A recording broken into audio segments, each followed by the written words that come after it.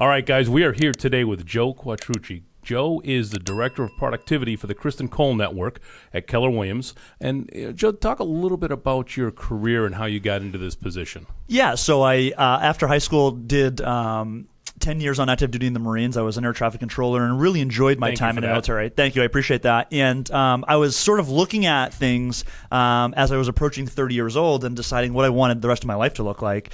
And so long story short, I started comparing sort of lifestyle and potential earning opportunity, potential impact in the military compared to real estate. And long story short, I decided on real estate. Okay. I love the benefit of understanding how to acquire real estate assets and hold them over the long term, and to build wealth through that. And so it was really exciting to be able to do that with customers and clients. That's what I did my first year. I very quickly started to invest. I did my first fix and flip after less than a year in real estate. Did a couple more. Those went well. And then that sort of opened a door for me into coaching, which I didn't even really know was a thing before I got into real estate. Amazing, isn't it? Yeah. You know, now you mentioned the fix and flips. Now, was that here in Arizona or was that back in Maine? That was back in Maine where I got started. I had a lot of local resources and all my family there, so it was a good place to get started in real estate. And so I was there for 2 years, and it was a fairly short, fast 2 years before I got introduced to Kristan Cole, and I was coaching at the time, and she and I talked about her vision for the company, and long story short, I ended up moving out here to Arizona to work specifically with Kristan, and now I have the opportunity to train and coach agents all across the country. Excellent. Now, correct me if I'm wrong, my understanding is you met Kristan through a class that you attended. In a roundabout way. Yeah, so I met her husband Denny at Bold, actually. Okay. Long story short, we went to a Keller Williams annual event, and I reached out to Denny. We had a great connection. I said, hey, let's grab drinks. Let's connect. And so he said, sure, absolutely. So my business partner, David Morris, and I met Denny for drinks. I think we were in Austin at the time. And he said, hey, I'm going to get dinner with my wife. Do you have any interest in joining? And at the time, I had never met Kristan. So it was just sort of a casual dinner. But over that dinner, obviously, we did a lot of talking about business. And I think I can speak for both David and I when I say we were both pretty inspired by Kristan's vision. And what she had already accomplished, which we sort of learned during that dinner. And so that's kind of that was the first domino that sort of toppled over. Excellent. Now, what's one of the best investments that you've ever made, whether it's time, money, whatever asset? So this may sound like a little bit of a cliche answer, but honestly, the best investment that I've ever made was in my own education. Tell me more about that. Yeah. So when I got into real estate, like I said, I knew I wanted to invest, and so I spent money on training courses on how to invest in real estate. I spent an enormous amount of time on doing research on the internet, YouTube, reading articles, reading different investor strategies, downloading different documents, and I really sort of taught myself through the internet and through these different courses how to invest in real estate. So there was a financial investment to it, but it was really more the time that it took. And why I say that is because it gave me the confidence to move forward with my first deal much sooner than I thought I would. And when I talk to a lot of newer agents, they're excited about investing, but they don't even know how to get from contract to close. So it's like, in my opinion, you've got to get comfortable with the mechanics of real estate before you want to start investing hundreds of thousands of your own dollars into an asset.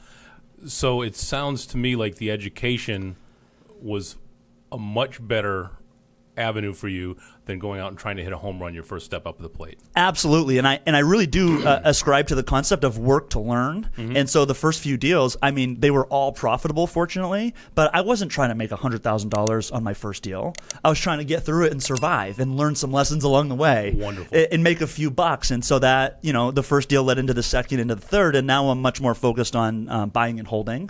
So I bought my first property here in Arizona, a single family. I'm actually going to move into it. I'm going to live in it for a year or two, and then pop a renter in there for the next 10 years. Excellent. Yeah. Now, what's one quirk or odd thing about you that many people may not know? A quirk or an odd thing about me?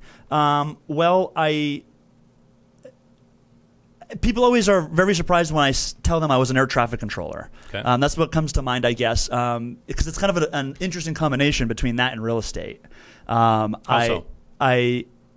Two very different, I think, personality types typically, and I found myself fairly good at both of them. I mean, I really enjoyed air traffic control. I excelled at it.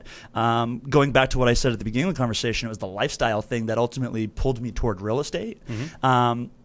but I'm still very passionate about aviation, and I'll call that a quirk because it's almost like I'm a little kid. I'll still like look up at airplanes and think about like air traffic patterns as I'm thinking about where the airport is. Yep. And it's just something I'm really just like, I love aviation. I think it has obviously unlocked huge potential for us to be able to get around the world and to be able to see more places than people before us that we're never able to see. You know what I mean? It gives us such access. So, did you make the decision to come out here because there's an airport right across the street? That's why. Actually, I just wanted to be near airplanes. That's awesome. So, what habit do you have that most positively affects your mindset? Great question. I would say, and I just did this morning. I do it every morning. Before I leave the house, I go through a little bit of a routine. And I think we all have our morning routines.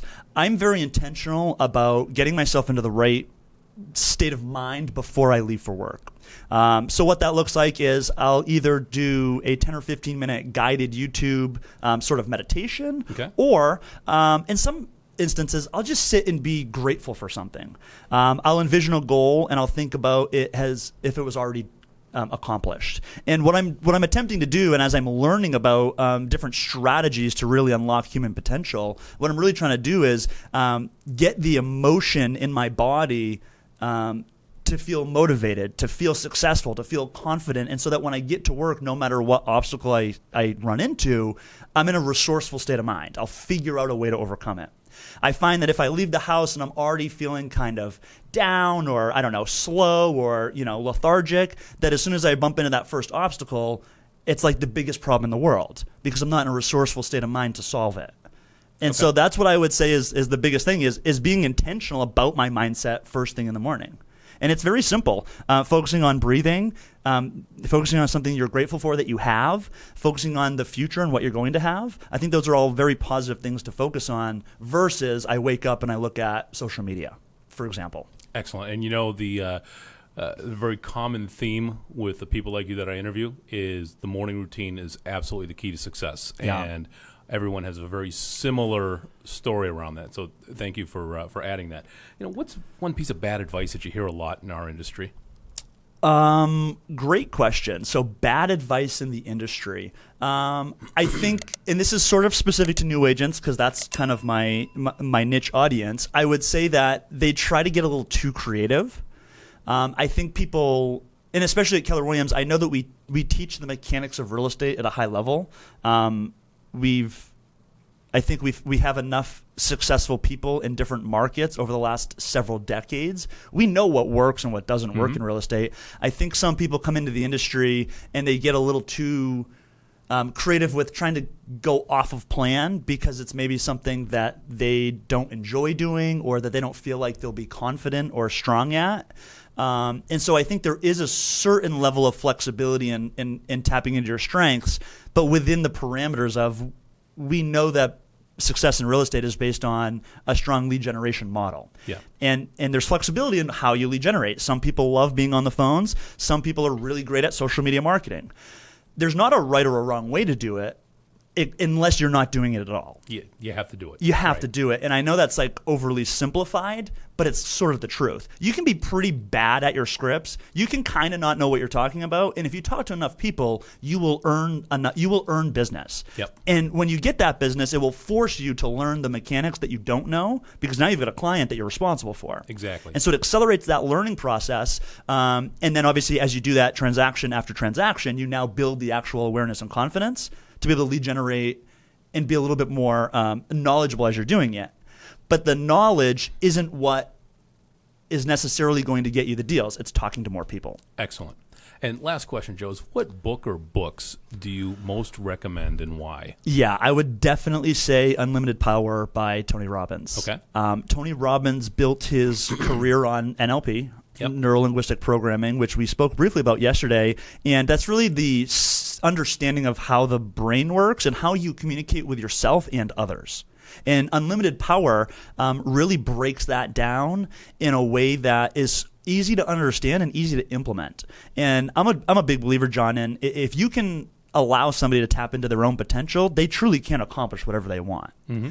And so whatever it is that the goal is, whether it's being a better business owner or being a better family man or woman, unlimited power can help you gain awareness and take better control over your own thoughts and feelings and behaviors.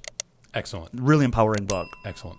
Joe, I appreciate the time. Again, Joe Quattrucci. He is with KCN Worldwide, which is the Kristan Cole Network, based out of Scottsdale, Arizona. And if you have any questions, you will see that his email is going to magically appear on the bottom of the screen here for you if you have any questions you want to reach out. Guys, thank you very much for listening. Joe, again, thanks for the time. Thank you, John.